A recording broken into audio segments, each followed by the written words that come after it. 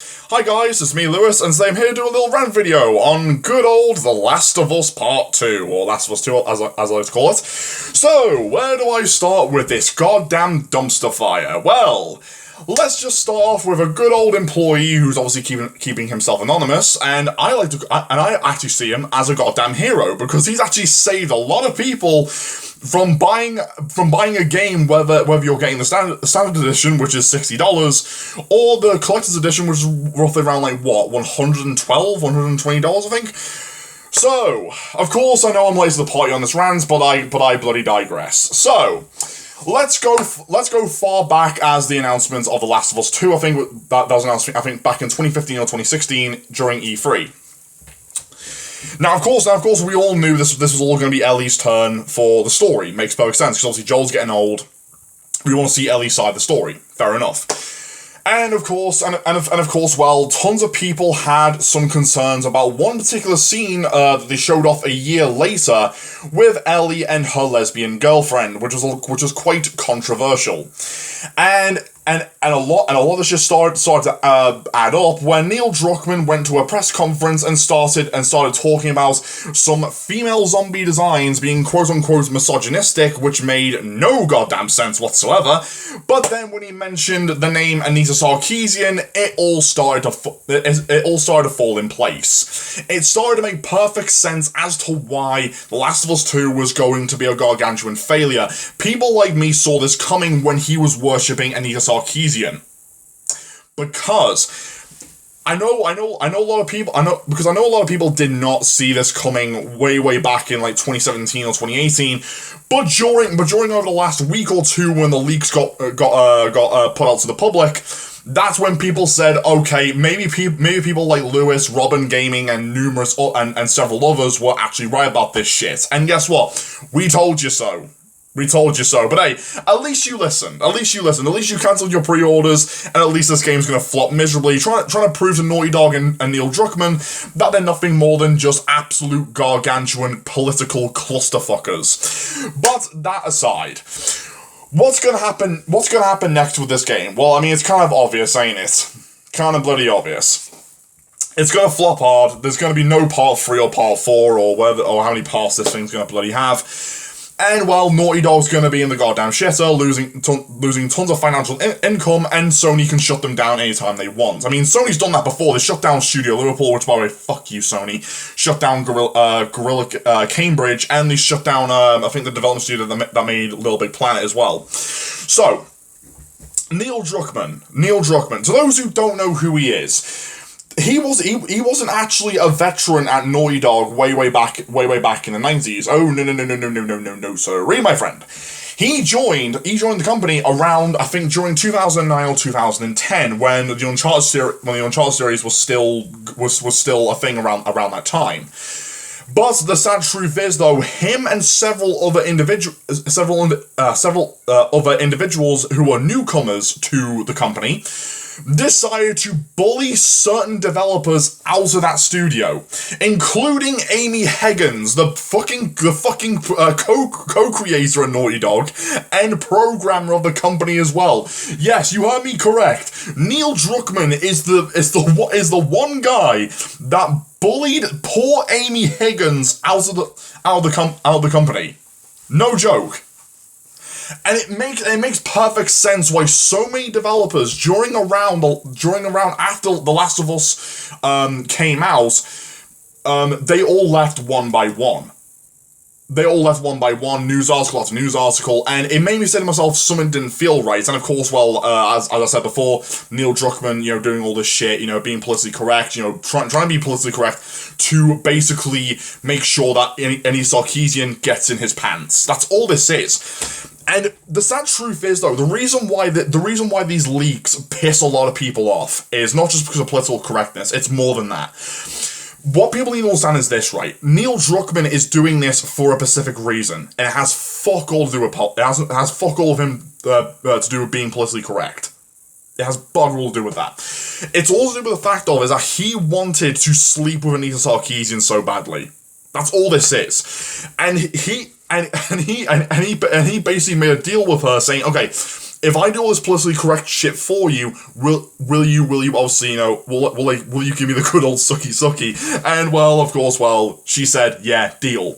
But let's be quite honest, being the typical simp that Neil Druckmann is, she's never gonna sleep with him. Let's be honest. Simps never get laid, and Neil is one of them. He's not a cock. Well, I mean, he kind of is, but the point is, he's a simp. He's a straight up simp. He's not a Chad, unfortunately, but the sad truth is, though, he's a goddamn simp. And to make matters worse, does anyone remember that god-awful PlayStation 1 game, that Mortal Kombat clone that Naughty Dog made? Oh god, what was it called? The Way of the Warrior, I think? No joke. That game is a bloody masterpiece compared to The Last of Us 2. And I'm sorry to say this, but adding a tranny character into this game just to please one individual isn't gonna sell your product. Because as a guy who not only does, paintings, as you see the easel behind me, but me being an upcoming story writer as well, because I'm doing, obviously, writing my own stories now. The one thing that I've learned from fucking idiots like Neil Druckmann is this: don't make the same bloody mistakes as he did. Don't add bloody politics. Don't add political propaganda to please yourself and just like a small group of friends, because your product is never going to sell. I'm sorry to say this, but if you want your business to succeed, creativity and money comes first. Those are the two specific things that comes first. Money and creativity. Put them together, and bam, there you go. Your product's gonna bloody sell. People are gonna be like, this is pretty damn interesting. Yeah, sure, it's not gonna please, every single individual, but if you're gonna please, roughly around, like a couple of hundred, or 1,000, or hell, possibly millions if you're lucky, then hell yeah, you've got yourself a good fucking product. And that's why people love The Last of Us 1. Good storytelling, good gameplay, good environments, and just brilliant character development. And speaking of characters, yes, spoiler alert, Joel dies. Joel dies in the second game by the tranny character who gets beaten to death by a goddamn fucking golf club. Yes, that's how he fucking dies. Because I get that Joel is an old guy. Okay, I get that he's an old guy. And if you want Joel to die in one of the fucking games, wait until The Last of Us 3 or 4 comes out, Neil. You fucking idiot. Because here's that would be the right moment for him to die, and you've got to find a way to kill him off in the right and yet the most tragic, creative way possible. That's how it fucking works when it comes to killing off a character. Because yes, heroes do live and die by the sword. That's quite a well-known saying. But it has to be done correctly in order to make sure that the story progresses and people give it a round of applause. You can't just let's just bring a big hunky manly woman looking character with a golf club and just beat the fuck out of him just because he killed his dad, who happened to be a fucking surgeon. And of course, it gets worse and worse because people have read through the script, and to be quite honest with you, this what's been pissing me off for the last few years. This is more to do with The Last of Us 2. This is something that I've noticed when it comes to story writers, like from fucking Kindle and Amazon and whatever fucking mediums, like TV shows, Netflix and whatnot. This is what's been pissing me off over the last few years now. There has been nothing but either fanfictions or self-inserted fanfics. That's what pisses me off. There is no creativity anymore. Because these writers believe that, if I make a self-insertion of myself and no one will notice, maybe it'll sell. No, it won't. Because people can easily spot that. They can spot the flaws in the story, look at the characters, do a bit of their fucking research, like what I do, and they take a look at that shit and go, oh, nah, makes sense. It's a fan fiction or a self-insert story. Right, got ya. And guess what? That's what pisses me off in this day and age. Why do you think stories like I Have No Mouth and I Must Scream is a phenomenal fucking story? Why do you think the World War Z book is better than the actual movie itself? Hell, why do you think the Eternal Champion comic book special that I've got, that shit was bloody rare to get, by the way. Why do you think that's better than the actual story from the actual game? Exactly. Creativity has been put into it. There's been actual heart and soul put into it, for God's sake. Actual effort, for God's sake. And again, Neil didn't give a shit. He never cared about making The Last of Us great anymore. All he cared about is what his dick was saying to him. He was like, oh my god, yeah, I wanna get in his pants.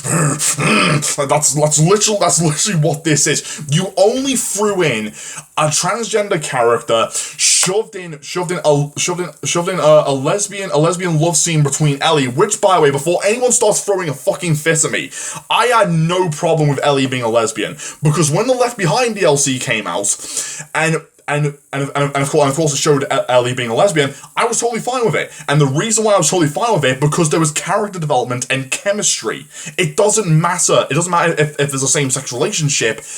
As long as there's character development and chemistry that actually works, then happy fucking days. But the problem is, though, all of this shit is being thrown in just to please one person. Not please thousands, not please millions. And that's what pissed off a lot of fucking people when they checked out this fucking script. Not just because of the political correctness, but it's also because of that as well. And again, Neil, you fucked off so many people. Millions of people have cancelled their pre-orders all over the fucking world. From fucking GameStop to Amazon UK, Game, which obviously is, you know, the British version of GameStop, and so on and so hell, even on the bloody Sony marketplace, people have fucking cancelled their pre-orders, because it makes perfect sense, because you're panicking. Ever since that former employee, which, by the way, he's a fucking hero. I salute that man. I salute him. And guess what? The reason why those leaks got out, Neil, is because you fucked him over out of his paycheck. He worked his arse off to get your fucking shitty game out there and want an extra pay out of it, because you forced him to fucking work overtime. And guess what? You said no, and you told him to get the fuck out. Then of course you fired. Then of course a few days later you fired a QA tester for basically warning you that this was going to be shit. Everyone at Naughty Dog warned you that this was going to be terrible, and you didn't listen, because all you cared about was what was going on down there, not up here. And guess what, Neil? It all came back to bite you in the ass. And I know for a fact that Sony's gonna flag this video, because they've been doing that to numerous others, and I'm not fucking surprised. So make sure you fucking download this video or some shit. I don't fucking care. But yeah, that's my fucking rant on The Last of Us 2, and it's gonna be a gargantuan dumpster fire. Just like every other fucking upcoming game for the next generation of consoles, for the PS5 and the new Xbox. Why do you think I'm going straight back to fucking retro shit and playing fucking independent games now? So yeah, that's all the time for, guys, and don't forget to rate, comment, and subscribe, and tell me what are your thoughts on this whole fucking dumpster fire known as Last of Us 2, and tell me what do you think of Neil Druckmann? Do you think he's a dick, or do you think he's a complete retard? Okay, guys, peace out. Oh, and Neil, here's a little message from Amy Higgins.